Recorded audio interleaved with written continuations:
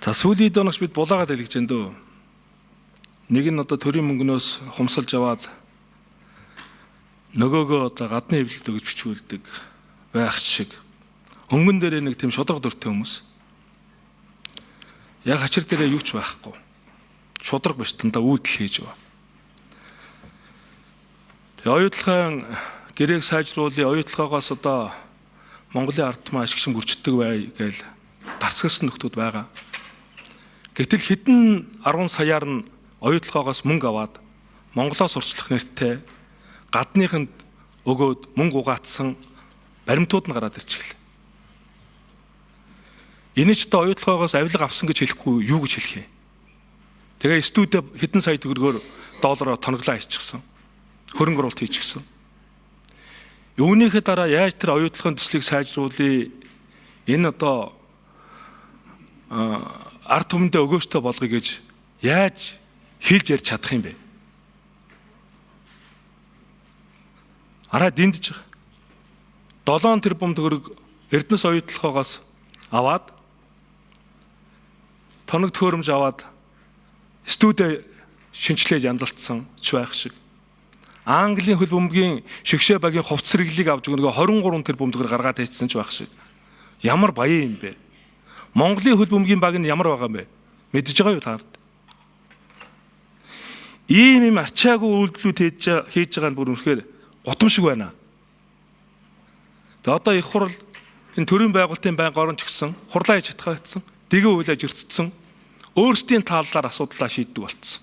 Алах байгаа болохоор зохиол явчих шиг байгаа юм бол. Иймэрхүү зүйлүүд хийж явахаа болмоор байгаа маа.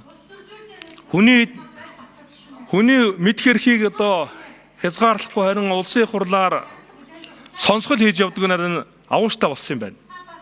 Хүн мэд хэрэгтэй байгаа, хүмүүс мэд хэрэгтэй байгаа. Ингэжээд бид хүн цаашлаад олон сайн мэдээллүүдийг олж авч явна гэж би бодож байгаа маа.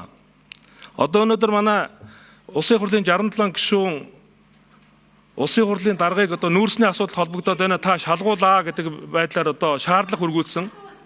Гэсэн чи одоо нөгөөх нь юу болж хувирсан гэж бодож байна. Биднэрт нэг гишүүдэд нэг өнгөтөр хэвлсэн юм өгсөн байна л да. Тэгээ өнгөтөр юм хэвлсэн юм дотор нь ингээ үзээд ангууд зүгээр нэг статистикаас нэг лавлгаа автсан. Гэхдээ мэдээ тэр дата дээр нь байгаа мэдээллийг л өгнө шүү дээ. Мэдээж өөрийнхөө нэрийг оруулсан тэр мэдээлэл юу яаж тэнд нь байх юм бэ? Адмирал гэж компани өөрөө Бортегийн уурхайг 100% зарж борлуулахаар гэрээ хийсэн байгаа шүү. Нэг курс нүүрс аваагүй гэдэг байгаа. Одоо 100% зарж борлуулахаар Адмирал компани гэрээ хийгдсэн байгаа шүү. Дээрээс нь 5 толгой дээр 35 га газар автсан.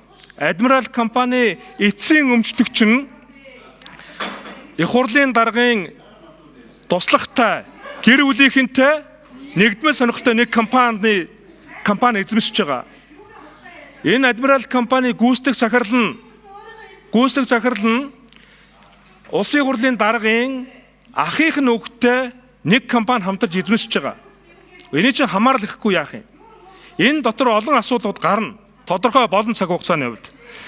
Тэгээ тэр тендер зарлахтаа 3 удаа зарлаад тухайн компанид нь Адмирал компанид нь ингээд одоо хөнгөлтэй нөхцлөөр бүх зүйлүүдийг хангаж өгөө шалгаруулцдаг гин. За яг вэ. Та бүхэн энэ байнгын орон дээр олон болж болно. Их хурлын танхимд ард түмэн олон